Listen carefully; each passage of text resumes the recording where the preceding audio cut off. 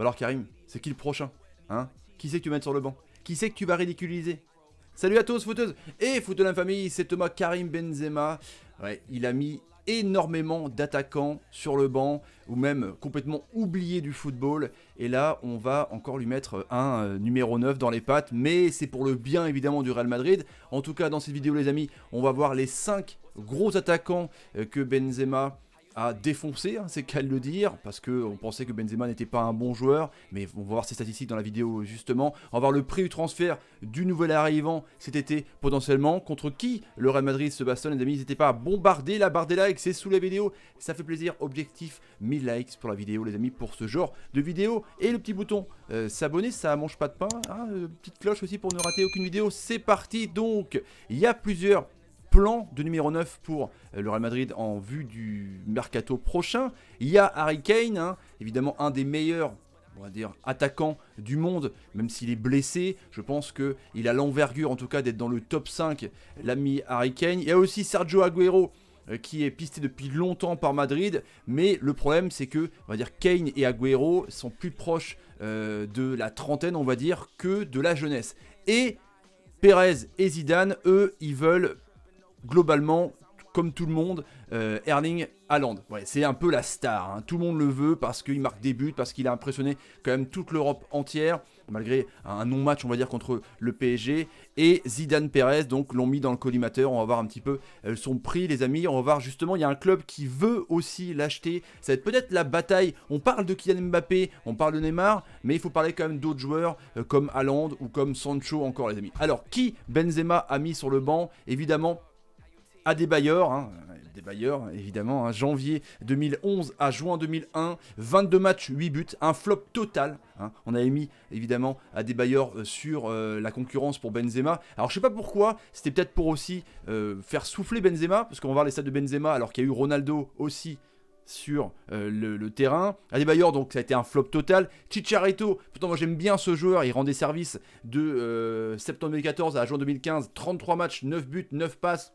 Voilà, en un an, en une saison, c'est quand même pas ouf, hein, mais bon, il a rendu des services. C'est le moins pire, hein. Alors, Alvaro Morata, dit le Globetrotter. Alors, lui, il passe partout. Juillet 2011, juin 2017, 43 matchs, 20 buts.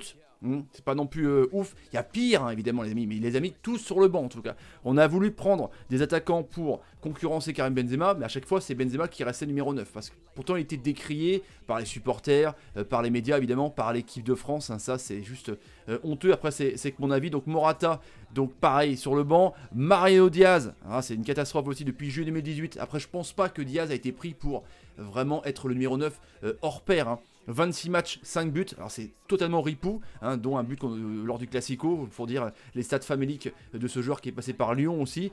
Voilà, l'après Higuain en fait, parce que Higuain ça marchait bien, ça a été complètement des flops total. Alors il y a eu aussi Casper, mais qui est Casper les amis? Je vous laisse deviner en 2 secondes, non mais Casper c'est Jovic, que Zidane voulait. Alors transparent, nul, bidon, catastrophique, hein, depuis juillet 2019, 24 matchs, 2 buts, 2 passes. C'est juste dingue.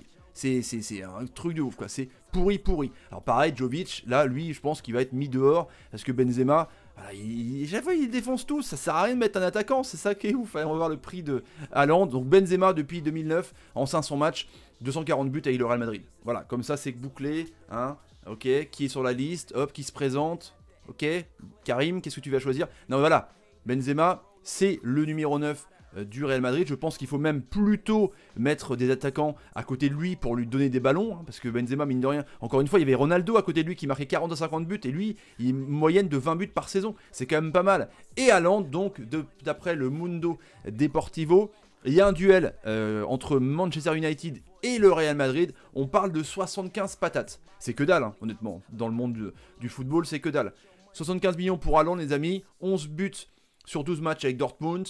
Hein, un des meilleurs buteurs avec Lewandowski de la Champions League. Donc évidemment un jeune monstre, hein, qui a une vingtaine d'années. Donc dites-moi dans les commentaires ce que vous en pensez. Est-ce que c'est cher pour Madrid, les amis? Je pense que voilà, Haaland, le bon neuf pour à la fois concurrencer Benzema et le bon neuf pour renforcer Real Madrid. J'attends vos commentaires, les amis. Partagez la vidéo sur Twitter, Facebook, Instagram et Snapchat. Le petit like qui va bien pour les 1000 likes. Et à bientôt pour une prochaine vidéo. En tout cas, Benzema, une future victime. On verra, les amis, mais je pense que c'est pas gagné pour qu'on mette Karim Benzema. sur le banc, voire même dans un autre club. Allez les amis, salut, salut, salut, salut, et salut. C'est incroyable cette histoire.